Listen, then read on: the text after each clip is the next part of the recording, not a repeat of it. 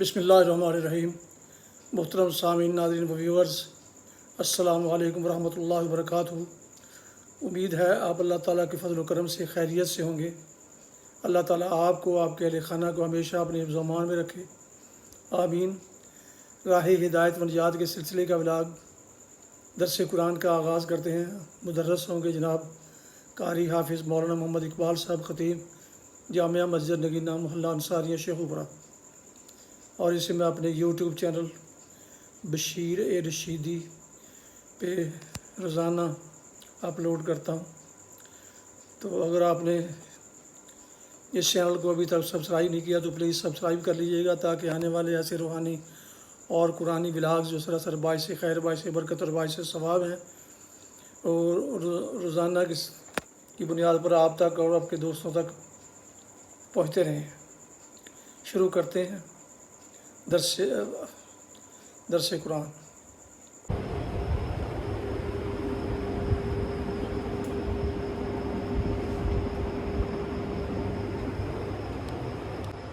الحمدللہ وکفی والصلاة والسلام علی من لا نبی بعد، ما بعد فاعوذ باللہ من الشیطان الرجیم، بسم اللہ الرحمن الرحیم۔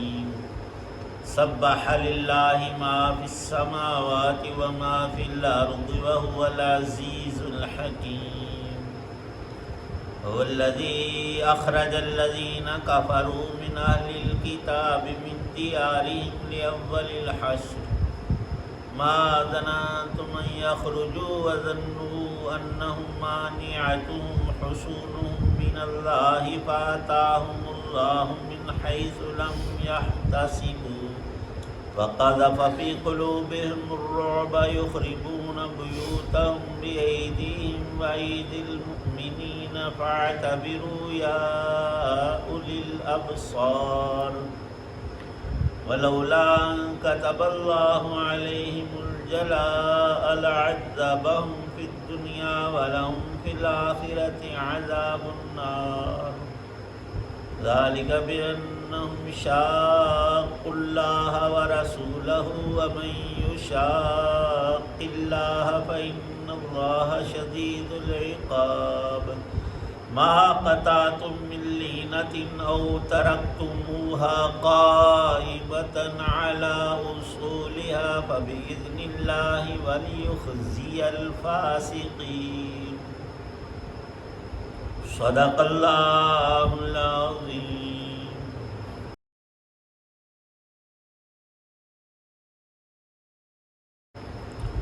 شروع اللہ کے نام سے جو سب پر مہربان ہے، بہت مہربان ہے۔ آسمانوں اور زمین میں جو بھی کوئی چیز ہے اس نے اللہ کی تسبیح کی ہے، اور وہی اللہ ہے جو اقتدار کا بھی مالک ہے، حکمت کا بھی مالک۔ وہی ہے جس نے اہل کتاب میں سے کافر لوگوں کو ان کے گھروں سے پہلے اجتماع کے موقع پر نکال دیا۔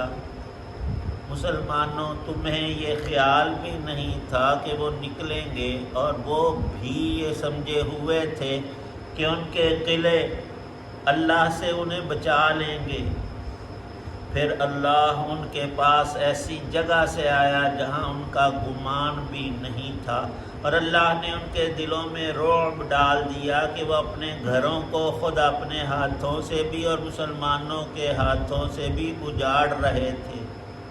لہذا اے آنکھوں والو، عبرت حاصل کر لو، اور اگر اللہ نے ان کی قسمت میں جلا وطنی نہ لکھ دی ہوتی تو وہ دنیا ہی میں ان کو عذاب دے دیتا، البتہ ان کے لیے دوزخ کا عذاب ہے۔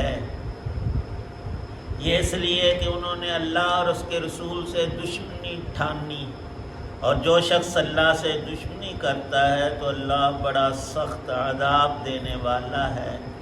تم نے اے مسلمانوں کھجور کے جو درخت کاٹے یا انہیں اپنی جڑوں پر کھڑا رہنے دیا تو یہ سب کچھ اللہ کے حکم سے تھا، اور اس لیے تھا تاکہ اللہ نافرمانوں کو رسوا کرے۔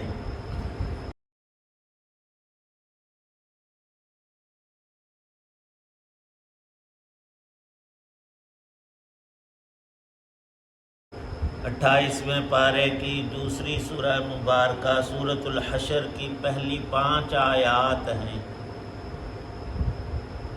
صورتوں کے واقعات کے اعتبار سے اور حقائق کی نظر سے کئی ایک نام ہوتے ہیں۔ عمومی جو مشہور نام ہوتا ہے وہ لکھا ہوتا ہے۔ اس سورہ مبارکہ کا دوسرا نام حضرات صحابہ علیہم رضوان نے سورہ بنو نذیر ارشاد فرمایا ہے۔ بنو نذیر ایک قبیلے کا نام ہے۔ رسول کریم صلی اللہ تعالی علیہ وسلم مکے سے ہجرت کر کے اکیلے نہیں، چند 100 لوگوں نے ایمان قبول کیا تھا، ان سب کو بھی حکم تھا آپ کو بھی مکہ چھوڑ دیں اور مدینے چلے جائیں۔ ہجرت فرض تھی سب مسلمانوں۔ تو جب مدینے پہنچے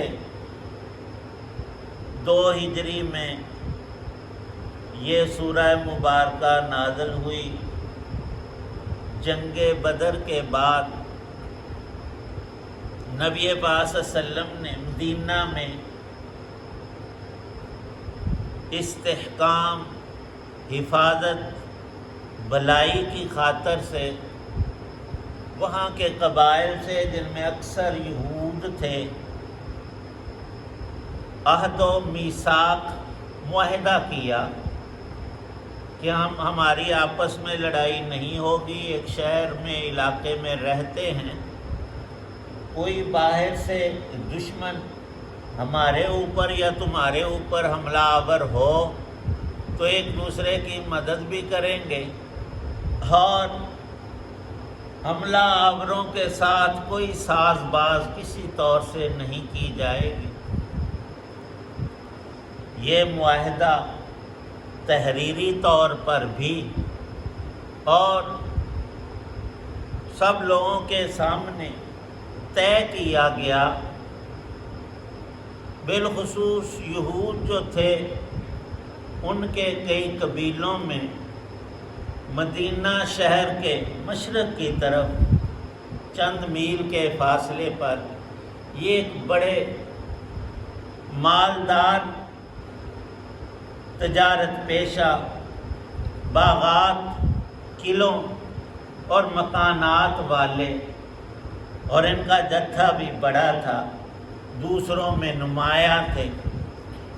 بنو نذیر ان کا نام تھا، لیکن ان کی تباہی میں روز اول سے شرارت بری ہوئی ہے۔ مورخین نے تو یہ تفصیل لکھی ہے کہ اصل ان کا وطن ملک شام اور فلسطین جو بنو اسرائیل کا اصلی علاقہ ہے، سیدنا موسیٰ علیہ السلام کے بھائی حضرت ہارون علیہ السلام، ان کی دونوں کی آگے جو نسل چلی، ہارون علیہ السلام کی نسل سے یہ بنو نذیر تھے۔ یہ قرآن شریف پڑھتے تھے، ان میں چند ایک بڑے عالم بھی تھے، اور اپنے بزرگوں سے بھی انہوں نے سنا اور کتاب میں علامات پڑھی کہ جو آخری خاتم الانبیاء اللہ کے رسول تشریف لائیں گے وہ یثرب میں، کھجوروں والے شہر میں، اور ان کی یہ علامات ہوں گی۔ تو انہوں نے پروگرام بنایا کہ ان کا زمانہ قریب آتا جا رہا ہے، ہم پہلے ہی وہاں پہنچ جاتے ہیں، جب ان کا زمانہ آ جائے گا تو ہم ان کے اوپر ایمان لائیں گے، ساتھ مل کر ایمان کی برکت سے دین دنیا کی فائد المرامی ہمیں حاصل ہوگی۔ اصل غرض ان کی یہ تھی، وہاں سے یہاں اس لیے آئے تھے، اور جب نبی پاک صلی اللہ علیہ وسلم کو دیکھا، گفتگو ہوئی، اور ان کے علم میں پوری طرح بات قرآن پاک میں ہے، جیسے کوئی اپنی اولاد کو پہچانتا ہے، بیٹے کو، کہ شروع روز سے پیدا ہوتے ہی بڑا ہونے تک اس کی آنکھوں کے سامنے، وہ تو دوسری طرف منہ کر کے جا رہا ہوتا بھی پتہ ہوتا یہ میرا بیٹا ہے۔ فرمایا کہ یہ نبی پاک صلی اللہ علیہ وسلم کو اتنا پہچانتے تھے جتنا کوئی شخص اپنے بیٹے کو پہچانتا ہو، لیکن زید اس میں آ گئے تعصب یہ ہوا کہ یہ بنو اسماعیل میں سے ہیں اور ہم ہیں بنی اسرائیل اولاد یعقوب، اور یہ نبی آ گئے اولاد اسماعیل میں۔ جب بندے کی مت ماری جائے تو اٹھی جگہ پر وہ اڑی کر لیتا، انہوں نے ایسا ہی کیا۔ ان کے دل میں حقد اور کینہ اور بغض بالخصوص نبی پاک صلی اللہ علیہ وسلم اور آپ کے اصحاب کے خلاف دن بدن بڑھتا اور بڑھتا جا رہا تھا، لیکن معاہدہ کر چکے تھے۔ اب سوچتے ہیں کریں کیا؟ تو موقع ان کے ہاتھ آیا۔ ان کا ایک سردار تھا کعب بن اشرف، بڑا شرارتی آدمی، وہ ہمیشہ ہی سازشیں کرتا، اور جنگ بدر کے بعد 40 بندے لے کر اپنے مکے آ پہنچا۔ ابو سفیان کو بلایا اور کہنے لگا کہ تمہارا تو مسلمانوں نے کچھ نہیں چھوڑا، 70 بندے مروا کے آرام سے بیٹھے ہوئے ہو، ہم تمہارے ساتھ معاہدہ کرتے ہیں اور تم بھی اپنے بندے لاؤ۔ ابو سفیان بھی 40 آدمی سرکردہ لے کر، اور یہ تو یہاں مدینے سے وہاں پہنچا ہوا تھا 40 یہودیوں کو لے کر خانہ کعبہ کے سامنے، یہ 80 بندے معاہدہ کر رہے ہیں، تم باہر سے حملہ کرنا، ہم اندر سے، تو مسلمانوں کو چھوڑنا نہیں۔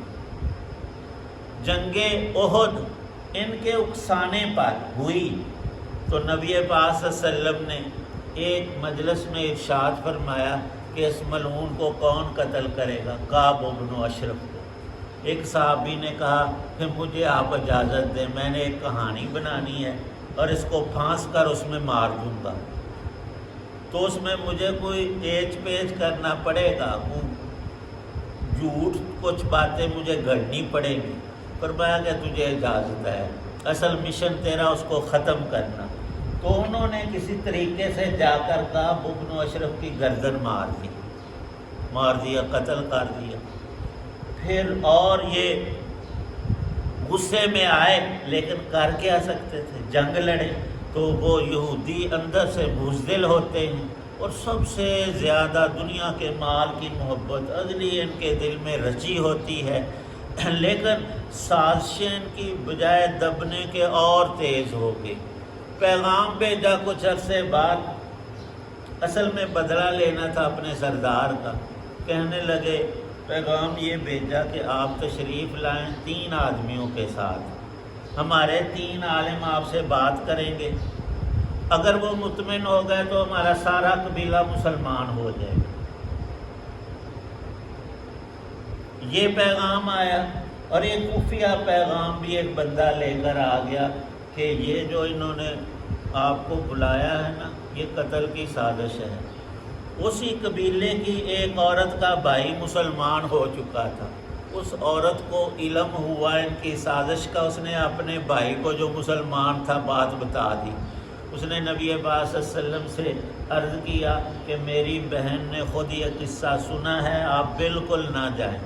ہوا یہ کہ انہوں نے یہ طے کیا تھا کہ یہ جو 3 عالم ہم پیش کریں گے، نام کے عالم، ان کے پاس ہوں گے خنجر، اور موقع ملتے ہی نعوذ باللہ نبی پاک صلی اللہ علیہ وسلم کو شہید کر دیا۔ آپ نہیں گئے۔ اور پھر ایک موقع پر چند صحابہ کے ساتھ معاہدے کے تحت ایک دیت کے سلسلے میں ایک مسلمان سے 2 آدمی قتل ہو گئے تھے، اور وہ بے علمی میں ہوا تھا۔ اب ان کو رقم ادا کرنی تھی، معاہدہ ان کے ساتھ تھا، کچھ رقم ان کے ذمے میں پڑتی تھی، وہ وصول کرنے جب آپ چند صحابہ کے ساتھ ان قلعوں میں، مکانوں میں، علاقے میں آئے بنو نذیر میں، تو یہ کہنے لگے آپ یہاں بیٹھیں اور ہم بات کر کے آپس میں تو ابھی آپ کو بتاتے ہیں۔ اور ملعونوں نے بات یہ کی کہ ایک بندہ مقرر کیا جہاں آپ بیٹھے ہوئے اوپر سے بھاری پتھر آپ کے سر پر گرا دے اور آپ شہید ہو جائیں۔ وہی آئی، جبرائیل نے کہا کہ فوراً آپ یہاں سے نکلیں۔ آپ واپس آ گئے اور ان ملعونوں کو پیغام بھیجا کہ تمہارے لیے صرف 10 دن ہیں، تم اس علاقے کو خالی کر کے یہاں سے چلے جاؤ، ورنہ جنگ کے لیے تیار ہو جاؤ، معاہدہ ختم تم نے کیا ہے، تم ہر آن گھڑی سازشیں کر رہے ہو۔ یہ تیار ہو گئے نکلنے کے لیے۔ وہ جو عبداللہ ابن ابی ابن ابی سلول تھا ملعون، وہ منافق رئیس المنافقین، وہ اس کو پتہ چلا، وہ پہنچا، کہنے لگا میرے پاس 2000 لڑاکے آدمی ہیں، ہم جان کی بازی لگا دیں گے، تم کس کیا، تمہیں بھی بڑی قوت، ہتھیار تمہارے پاس، بندے، قلعے، ہر طرح کا حفاظت کا سامان، تم کیوں یہاں سے نکلتے ہو؟ وہ دلیر ہو گئے، کہنے لگے کہ نہیں، ہم نے جنگ لڑنی ہے۔ تو نبی پاک صلی اللہ علیہ وسلم صحابہ کے ساتھ ان ملعونوں کے ساتھ جنگ کے لیے، جہاد کے لیے مدینہ شہر سے نکل کر ان کی بستی کی طرف، بنو نذیر قبیلے کی طرف آئے۔ یہ قلعے میں بند ہو گئے، چھپ گئے، اور قلعے اس وقت بڑی حفاظت کا سامان ہوتے تھے، ان کے اندر کسی طور سے داخل نہیں ہوا جاتا تھا۔ یہ قلعہ بند ہو گئے تو حکم یہ ہوا کہ ان کے جو باغات ہیں، اس قلعے کے ارد گرد بہت زیادہ کھجوروں کے باغ تھے، تو مسلمانوں نے کچھ درخت کاٹے نبی پاک صلی اللہ علیہ وسلم کے فرمان پر، کچھ کو جلایا اور کچھ کو باقی رہنے دیا۔ مسئلہ یہ بھی تھا کہ قلعے کے آس پاس میدان نہیں جہاں کھلی جنگ ہو سکے، تو وہ کچھ درخت کاٹنے بھی ضروری تھے، کچھ ان کو جلانے کے لیے کہ تم اتنے بہادر ہو، پہلے کیا باتیں کرتے، اب باہر نکل کے لڑو، اور جب ان کے نقصان ہوگا باغوں کا، فصلوں کا، زمینوں کا، تو یہ یا تو بے شرمی برداشت کریں گے یا لڑائی کریں گے۔ یہ نکلے تو نہیں، لیکن اللہ نے ایسا رعب ان کے دلوں میں ڈالا، خود پیغام بھیجا کہ جو آپ نے پہلے کہا تھا نا کہ یہاں سے چلے جاؤ، وہ مسئلہ ہمیں قبول ہے، ہم یہاں سے نکل جاتے ہیں، ہمارے ساتھ تم جنگ نہ لڑو، نہ قتل و قتال ہو، ہم نہیں لڑائی چاہتے، ہمیں جانے دو۔ تو نبی پاک صلی اللہ علیہ وسلم تو رحمت للعالمین تھے، آپ کے ہاں تو نرمی ہی نرمی، آپ نے ارشاد فرمایا کہ صرف تم ہتھیار نہیں لے کر جا سکتے، باقی جو چیزیں تم سے جاتی ہیں اونٹوں پر، گھوڑوں پر لادو اور سارا سامان لے جاؤ جو تم لے جا سکتے ہو، اور یہاں سے نکل جاؤ۔ ان کے اکثر لوگ جو تھے وہ خیبر میں یہودیوں کا بڑا اڈا تھا، وہاں چلے گئے، اور کچھ جو زیادہ ڈرے ہوئے تھے وہ اس سے بھی آگے ملک شام کی طرف، جو ان کا اصل علاقہ تھا، اس کی طرف چلے گئے۔ اس نقشے کو اللہ تعالی شانہ نے ان آیات میں تفصیلاً ذکر کیا ہے، اور اس میں جو عبرت کا، نصیحت کا سامان ہے اس کی خاص طور پر نشاندہی کی ہے، اور مضمون کو جوڑا ہے پچھلی صورت کے اواخر سے۔ وہاں اللہ نے ارشاد فرمایا تھا ایک شیطان کا گروہ ہے، شریروں کا، اللہ کے نافرمانوں، ایک اللہ کے نیک بندے ایمان والوں کا گروہ ہے۔ پہلے کو حزب الشیطان کہا، اور اس دوسرے نیک گروہ کو اللہ نے حزب اللہ کہا، اور ارشاد فرمایا کہ اللہ اور اس کے ماننے والے بالآخر کامیاب ہوتے ہیں اللہ کی مدد سے۔ اب اللہ نے وہی مدد اتاری اور کامیابی کو دکھایا ہے، حق تعالی شانہ یقین کامل اور عبرت کے سامان سے نصیحت پکڑنے کی توفیق عنایت۔ الحمدللہ رب العالمین والصلاة والسلام علی رسولہ النبی الکریم۔ یا اللہ پاک سب بیماروں کو شفا عطا فرما، مقروضوں کو قرض سے نجات عطا، جتنے حضرات دعا میں موجود ہیں سب کی نیک دعاؤں کو قبول فرما۔ صلی اللہ تعالی علی خیر خلقہ محمد وعلی آلہ واصحابہ وآل بیتہ اجمعین آمین۔ محترم ناظرین، سامعین اور ویورز، ابھی آپ دیکھ رہے تھے اور سن رہے تھے راہ ہدایت و نجات کے سلسلے کا ولاگ درس قرآن، جس میں آج سورہ الحشر کی آیات 1 تا 5 پارہ نمبر 28 کی تلاوت، ترجمہ و تفسیر بیان کی گئی، اور مدرس تھے جناب مولانا محمد اقبال صاحب، اور اسے میں نے اپنے یوٹیوب چینل بشیر رشیدی سے آپ کی خدمت میں پیش کیا۔ ایک دفعہ پھر درخواست ہے کہ اگر آپ نے ابھی تک اسے سبسکرائب نہیں کیا تو پلیز ضرور سبسکرائب کر کے دوستوں سے بھی شیئر کیجیے گا۔ شکریہ۔ اللہ تعالیٰ آپ کا حامی و ناصر ہو۔ اللہ تعالیٰ آپ کو، آپ کے اہل خانہ کو ہمیشہ اپنے زمان میں رکھے، آمین۔ اپنا بہت خیال رکھیے گا، اپنی دعاؤں میں پاک وطن، والدین، آباء و اجداد، اعزاء کار دوستوں کے علاوہ اس ناچیز کو بھی ان میں شامل فرمائیں تو انتہائی شکر گزار ہوں گا۔ اسی پر آج کا یہ ولاگ ختم کرتے ہیں اس دعا کے ساتھ کہ آپ اور آپ کے اہل خانہ جہاں رہیں خوش رہیں، آباد رہیں، شاداب رہیں، آمین۔ السلام علیکم ورحمۃ اللہ وبرکاتہ۔ پاکستان زندہ باد۔ اللہ حافظ۔